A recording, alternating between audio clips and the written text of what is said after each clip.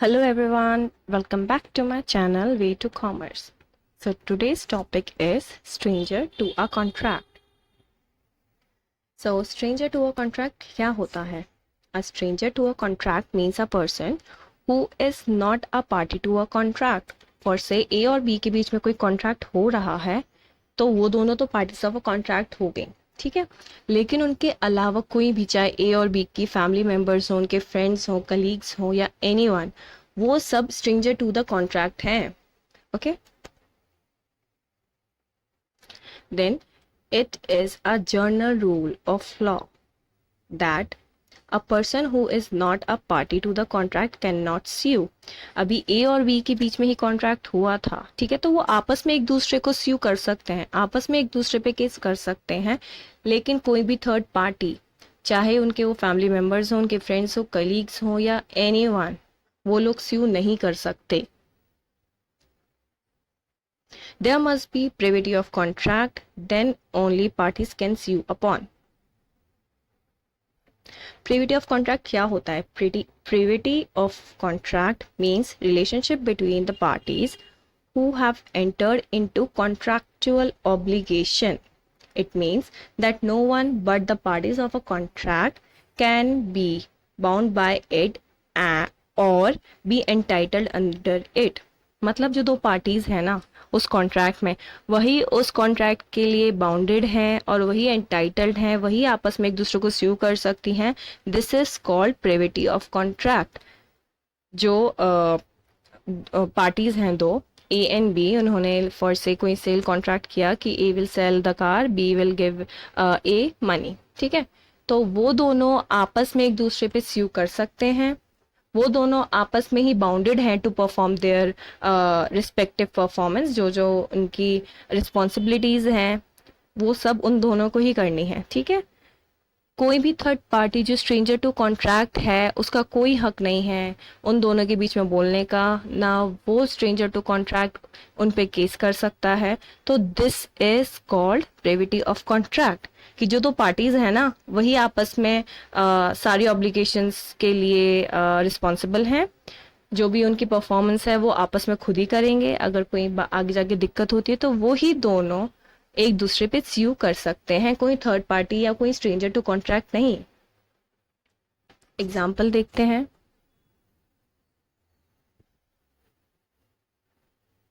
A sold goods to B, ठीक है, अब बी ने उसको मनी दे दिया, तो ये दोनों आपस में बाउंडेड हैं, अपनी परफॉर्मेंस पूरी करेंगे। अगर आगे किसी दोनों पार्टीज में से किसी ने भी ब्रीच कर दिया तो ए और बी ही स्यू कर सकते हैं एक दूसरे को।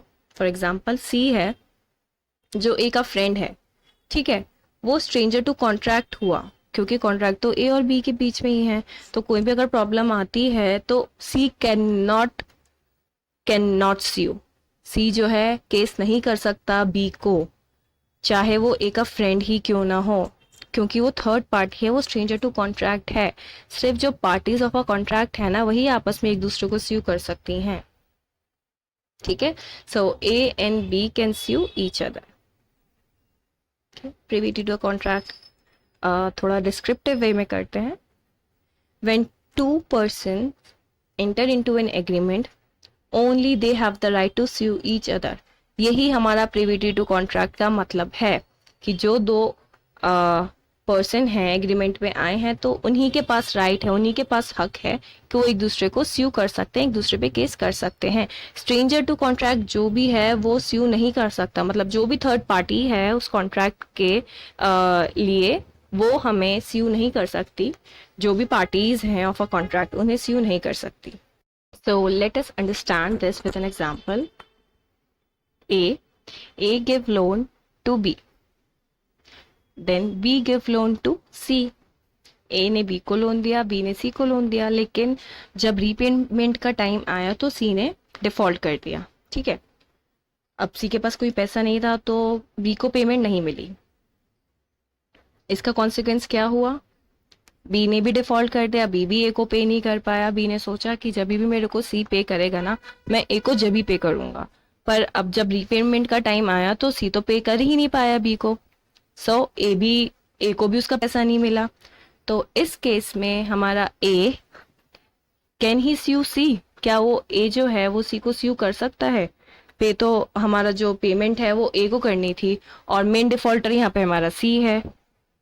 सो इस केस में होगा no, A can not sue C for default. जो डिफॉल्ट हुआ है ना अभी पेमेंट में, ए सी को स्यू नहीं कर सकता। क्यों? क्योंकि यहाँ पे हमारे पास 2 कॉन्ट्रैक्ट्स हैं, एक ए एंड बी के बीच में और दूसरा कॉन्ट्रैक्ट हमारा बी और सी के बीच में। तो according to the privity of contract, जो 2 पार्टीज होती है ना एक कॉन्ट्रैक्ट में, वही एक दूसरे को स्यू कर सकती हैं, वही एक दूसरे को केस कर सकती हैं। तो फर्स्ट वाला जो कॉन्ट्रैक्ट है ए और बी के बीच में, तो ए और बी एक दूसरे को स्यू कर सकते हैं। जो दूसरा कॉन्ट्रैक्ट है बी और सी के बीच में, वहां पे बी और सी एक दूसरे को स्यू कर सकते हैं। तो जब सी ने डिफॉल्ट करा है तो मतलब सी का तो कॉन्ट्रैक्ट सिर्फ बी के साथ था, तो सिर्फ और सिर्फ बी ही सी को स्यू कर सकता है, ए नहीं। जब बी और सी का कॉन्ट्रैक्ट हुआ है तो ए उनके लिए स्ट्रेंजर टू कॉन्ट्रैक्ट है। सो वेन एवर अगर 2 पार्टीज इन अ कॉन्ट्रैक्ट, उसमें से कोई भी डिफॉल्ट करता है तो दूसरी पार्टी ही उसे स्यू कर सकती है, स्ट्रेंजर टू कॉन्ट्रैक्ट नहीं कर सकता। So when C fails to repay, only B can sue him. A तो स्ट्रेंजर टू कॉन्ट्रैक्ट है, A can not pay. Okay, let us see another example. X took loan from Y, but she couldn't pay. Then X sells her house to Z for 25 lakhs. ठीक है, now X ने अपना घर बेच दिया है Z को, तो Z को 25 लाख रुपए देने हैं X को, और वहाँ दूसरे कॉन्ट्रैक्ट में X को कुछ पैसे देने हैं Y को। ठीक है, लेट अस अज्यूम कि वो 25 लाख रुपए ही देने हैं। नाउ जी ने एक्स को बोला कि वाई जो है मेरे घर के पास रहता है, तो जो 25 लाख रुपए है ना मैं वाई को खुद ही दे दूंगा। But then G fails to pay, G ने वाई को पैसा दिया ही नहीं 25 लाख रुपए। तो इस केस में वाई जी को स्यू कर सकता है क्या? नो, यहाँ पे जी कैन नॉट स्यू वाई, जी सिर्फ और सिर्फ एक्स को ही स्यू कर सकता है। ठीक है, और जो y है वो सिर्फ और सिर्फ x को स्यू कर सकता है। यहाँ पे भी 2 कॉन्ट्रैक्ट हैं, एक x और y के बीच में और दूसरा कॉन्ट्रैक्ट x और z के बीच में। तो जो फर्स्ट कॉन्ट्रैक्ट है x और y के बीच में, वहाँ पे x और y एक दूसरे को स्यू कर सकते हैं। जो दूसरा कॉन्ट्रैक्ट है x और z के बीच में, x और z एक दूसरे को ही स्यू कर सकते हैं। फर्स्ट वाले कॉन्ट्रैक्ट में जो x और y के बीच में, उसमें z जो है वो हमारा स्ट्रेंजर टू कॉन्ट्रैक्ट हो जाएगा। वैसे ही जो हमारा दूसरा कॉन्ट्रैक्ट है बिटवीन एक्स और जी, वहाँ पे वाई जो है वो स्ट्रेंजर टू कॉन्ट्रैक्ट हो जाएगा। And as we know, according to privity of contract, stranger to contracts can not sue, only the parties in a contract they can sue each other, they have right to sue each other. Okay, continuing the same example. Now in this case G give acknowledgement to Y, मतलब G ने call करके Y को बोल दिया कि x जो आपका debtor है उसे आपको 25 लाख देना है, तो वो 25 लाख एक्स नहीं देगा, मैं दूंगा आपको डायरेक्ट। ठीक है, उसने एक्नॉलेजमेंट दे दिया वाई को, वाई ने बोला ठीक है, कॉल पे ही बात हो गई उनकी। पर यहाँ पे अब जी ने जो है ना डिफॉल्ट कर दिया अगेन, तो अब इस केस में can Y sue? Yes, now in this case Y can sue Z, क्योंकि यहाँ पे जी ने एक्नॉलेजमेंट दे दिया है, उसने एक्नॉलेज कर दिया है वाई को कि मैं आपको पैसे दूंगा ऑन बिहाफ ऑफ एक्स। तो अब जो जी है, जी एक एजेंट की तरह काम कर रहा है, एक्स का एजेंट। मतलब ऐसे होता है ना कि एजेंट्स क्या करते हैं, हम एजेंट्स को कुछ काम बोल देते हैं कि I will pay you some commission, I will pay you some salary या फिर सम रेम्यूनरेशन, और आप मेरा ये काम कर दो। जैसे हम अगर हाउस सेल करने जाते हैं, फिर हम किसी एजेंट से बात करते हैं कि मुझे अपना घर बेचना है, तो वो हमारा घर बिकवा देता है, फिर हम उसे कुछ कमीशन दे देते हैं या कुछ भी रेम्यूनरेशन दे देते हैं। तो दैट ब्रोकर हमारे लिए क्या है? एजेंट है। अब इस केस में भी सेम वही हो रहा है ना कि जी वाई को कॉल करके कह रहा है जो एक्स का पैसा है वो मैं आपको दूंगा। ठीक है, उसने एक एक्नॉलेजमेंट दे दिया कि I am working as a agent for X, तो अब एक्स का पैसा मैं ही दूंगा। तो यहाँ पे Y can sue Z, Y जी को स्यू कर सकता है ऑन डिफॉल्ट। कोई भी डिफॉल्ट करेगा ना, अब जी तो वहां पे वाई स्यू कर सकता है। उसने कॉल करके वाई को बोल दिया है कि भाई मैं आपको पैसे दूंगा और वो पैसे नहीं दे रहा है, तो इस केस में यस, स्ट्रेंजर टू कॉन्ट्रैक्ट है। इवन दो जी, जो एक्स और वाई का कॉन्ट्रैक्ट था ना, तो उसमें जी तो उसके लिए स्ट्रेंजर टू कॉन्ट्रैक्ट था, लेकिन यहाँ पे अब एक्नॉलेजमेंट दे दिया है जी ने, तो अब वो भी इस कॉन्ट्रैक्ट में बाउंड हो गया है। और जी कोई भी डिफॉल्ट करेगा तो वाई कैन स्यू हिम। ठीक है, ओके।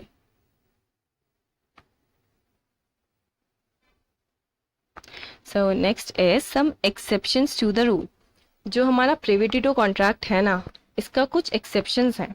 ठीक है, exceptions to the stranger to the contract, जहाँ पे stranger to contract can also sue. हमने अभी तक यही पढ़ा है ना कि stranger to contract can not sue, पर यहाँ पे कुछ एक्सेप्शंस हैं जहाँ पे हमारा जो थर्ड पार्टी है, स्ट्रेंजर टू कॉन्ट्रैक्ट है, they can sue. Following are the important exceptions under which a stranger to the contract can bring a suit to enforce his right arising from the contract। मतलब ऐसे कुछ cases हैं जिसमें even the stranger to the contract can sue. ठीक है, चाहे वो एक पार्टी ऑफ अ कॉन्ट्रैक्ट नहीं है, but yes they can sue. So let us discuss the cases. The first one is in case of trust. तो let us directly see the example. A transfer money to B।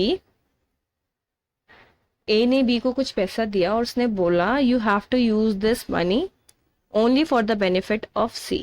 ठीक है, मतलब A और B ने एक trust बनाया, उस trust में जो पैसा है वो सारा C के लिए ही यूज होगा, C के बेनिफिट के लिए। ठीक है, तो अब C क्या है, स्ट्रेंजर टू कॉन्ट्रैक्ट है। कॉन्ट्रैक्ट तो A और B के बीच में हुआ है, और जो ट्रस्ट बना है वो किसके लिए बना है, सी के बेनिफिट के लिए बना है। तो यस, इस केस में सी कैन ऑल्सो स्यू। सी जो है हमारा स्ट्रेंजर टू कॉन्ट्रैक्ट जरूर है, पर यहाँ पे ही कैन स्यू, क्योंकि उसी के बेनिफिट के लिए कॉन्ट्रैक्ट बना है, और जब उसको बेनिफिट मिल ही नहीं रहा है, मतलब जो मेन एसेंस है हमारा कॉन्ट्रैक्ट का वो फुलफिल ही नहीं हो रहा है, तो सी कैन स्यू। ठीक है, तो ही इज द बेनिफिशियरी और बेनिफिशरीज कैन ऑलवेज स्यू। तो even though C is stranger to the contract, the contract between A and B, C can sue जब जो कॉन्ट्रैक्ट जिस लिए बनाया गया था फॉर द ट्रस्ट वो हमारा फुलफिल नहीं हो रहा है, तो C can sue in case of trust। Then next is in case of family settlements। जैसे A और B हैं दो भाई, ठीक है, उन्होंने थोड़े टाइम के बाद सोचा कि हमें अपना बिजनेस पार्टीशन करना है। हम साथ में काम कर रहे थे, now it's not working, we have to divide the business. ठीक है, पर दोनों ने ये सोचा कि जो भी उनके बिजनेस में पैसा है ना, उसमें से थोड़ा सा अमाउंट निकाल के हमें वो अपनी मम्मी के लिए रखना है। So they agree that even though we are doing partition, we will be keeping some amount aside for our mother. अपनी मम्मी के लिए हम थोड़ा पैसा रखेंगे। ठीक है, तो ए ने जो है कंट्रीब्यूशन कर दिया, पर बी ने कंट्रीब्यूशन नहीं करा है यहाँ पे। ठीक है, तो यहाँ पे जो हमारा कॉन्ट्रैक्ट था that was between A and B, पर बेनिफिशियरी कौन है, मतलब किसके लिए करा है कॉन्ट्रैक्ट, मदर के लिए। अब जो ए की ड्यूटी थी वो ए ने पूरी फुलफिल कर दी है, पर जो बी की ड्यूटी थी, मतलब उसे भी कुछ पैसा देना था, वो उसने डिफॉल्ट कर दिया है। तो यहाँ पे मदर कैन स्यू बी कि बी ने पैसा नहीं दिया है। ओके, यहाँ पे even though mother is stranger to the contract, mother can sue any of the parties, क्योंकि बेनिफिशियरी मदर ही है और बेनिफिशियरी कैन ऑलवेज स्यू। ये चीज ध्यान में रखनी है। सारे केसेस में हम जितने भी पढ़ेंगे ना, उसमें यही होगा कि जो भी बेनिफिशियरी है ना वही स्यू कर सकता है। अभी हमने जो ट्रस्ट वाला करा था उसमें भी बेनिफिशियरी कैन स्यू, यहाँ पे अब फैमिली सेटलमेंट है, यहाँ पे भी beneficiary can sue. Now the third case, assignment of contract। assignment is to transfer, when you transfer the contract to the third party। ठीक है, assign is the person जिसके फेवर में आप ट्रांसफर कर रहे हो अपना कॉन्ट्रैक्ट। ठीक है, so X took insurance policy from insurance company, also X ने बैंक से कुछ लोन लिया। ठीक है, अब आप बैंक से जब लोन लेते हो तो आपको फ्री फंड में तो कोई लोन नहीं देता है, वो हमेशा बोलते हैं कि you have to give some security, या फिर कोई गारंटर लेकर आओ। तो यहाँ पे एक्स ने एज अ सिक्योरिटी उसने अपनी पॉलिसी जो है ना, इंश्योरेंस पॉलिसी, वो ट्रांसफर कर दी to the bank as a security. ठीक है, अब यहाँ पे क्या हुआ, असाइनमेंट ऑफ कॉन्ट्रैक्ट। जो इंश्योरेंस पॉलिसी एक्स के नाम पे थी वो ट्रांसफर कर दी गई है बैंक के पास। तो जो भी सारी बेनिफिट हमारे एक्स को मिलने थे ना, अब वो किसके पास ट्रांसफर हो गए हैं, बैंक के पास। अब जो भी सारी राइट्स थी एक्स की वो किसके पास ट्रांसफर हो गई, बैंक के पास, क्योंकि हमारा जो इंश्योरेंस पॉलिसी है वो बैंक की तरफ ट्रांसफर हो गया है। ठीक है, सो इस केस में अगर एक्स कुछ भी डिफॉल्ट करता है तो बैंक क्या करेगा, बैंक इंश्योरेंस कंपनी में जाके अपना पैसा ले सकता है।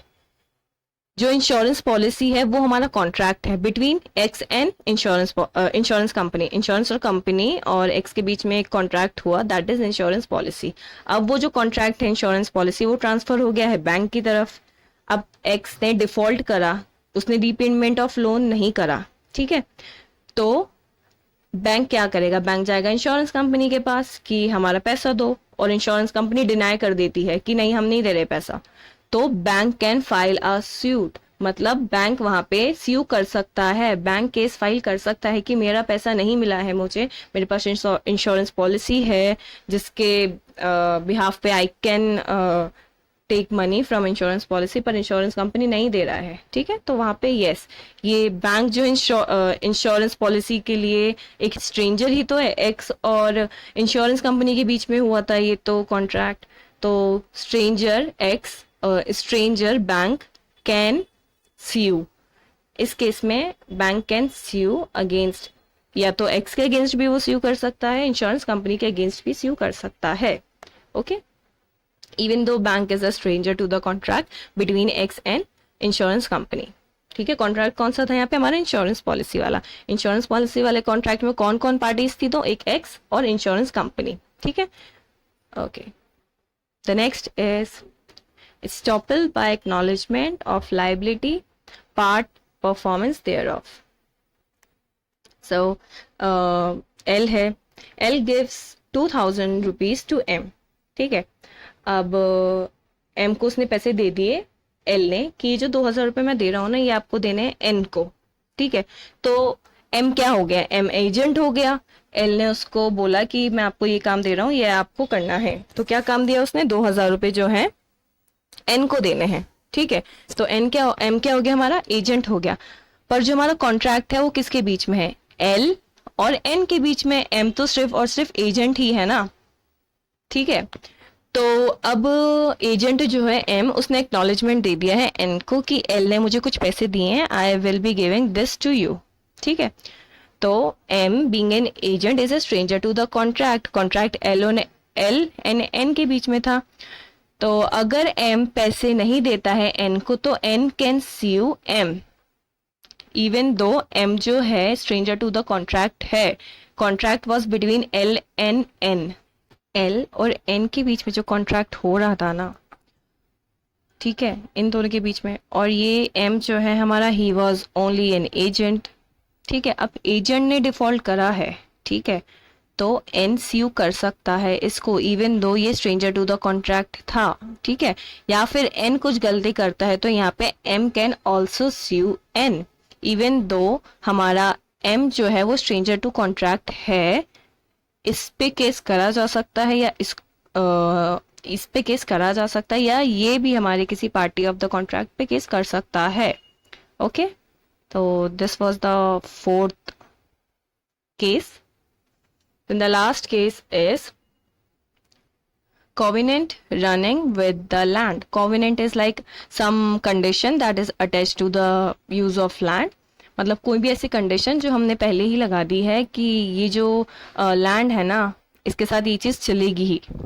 ठीक है, so let us see the example. A और बी हैं, दो पार्टीज हैं। ठीक है, तो उन लोगों ने एक कॉन्ट्रैक्ट किया कि जो हमारे पास लैंड है ना एग्रीकल्चर पर्पस के लिए ही यूज़ करेंगे। ठीक है, तो they were in a contract that they will be using this land just for agriculture purpose। agricultural purpose के अलावा कोई भी अगर यूज होता है इस लैंड का तो दोनों पार्टीज एक दूसरे को स्यू कर सकती हैं, ये कॉन्ट्रैक्ट हुआ। ठीक है, देन ए ने क्या करा, जो उसका पार्ट था ना लैंड का, उसने वो पार्ट सी को सोल्ड कर दिया। अब ए और बी के बीच में जो कॉन्ट्रैक्ट था, सी तो उसके लिए स्ट्रेंजर है, कॉन्ट्रैक्ट तो ए और बी के बीच में था ना कि we have to use this land only for agriculture purposes. लेकिन अब यहाँ पे जो लैंड है वो हमारे स्ट्रेंजर टू कॉन्ट्रैक्ट को सेल कर दिया, लेकिन उस लैंड के साथ एक कंडीशन अब जुड़ गई कि ये जो लैंड है ना सिर्फ और सिर्फ एग्रीकल्चर पर्पज के लिए ही यूज होगा, ठीक है। So now if B uses the land for commercial purposes then C can sue. अगर बी ने या फिर अब तो जो ए का पोर्शन ऑफ लैंड है that has been transfer to C, ठीक है, या तो सी ने भी यूज कर लिया इस लैंड को फॉर कमर्शियल पर्पस, तो सी पे भी स्यू करा जा सकता है, लेकिन यहाँ पे बी ने यूज करा है फॉर कमर्शियल पर्पस, तो C can sue B even though C हमारा स्ट्रेंजर टू कॉन्ट्रैक्ट था, लेकिन he was aware about the fact कि ये जो लैंड है सिर्फ और सिर्फ एग्रीकल्चर पर्पज के लिए यूज होना है, और यहाँ पे ऑलरेडी कॉन्ट्रैक्ट बना हुआ है ए और बी के बीच में, तो यहाँ पे कॉन्ट्रैक्ट का ब्रीच हुआ है, तो stranger to the contract can sue in this case also, C can sue B in this case also, ठीक है। So this was all about the stranger to the contract topic. I hope आपको ये topic समझ आया होगा। Thanks for watching.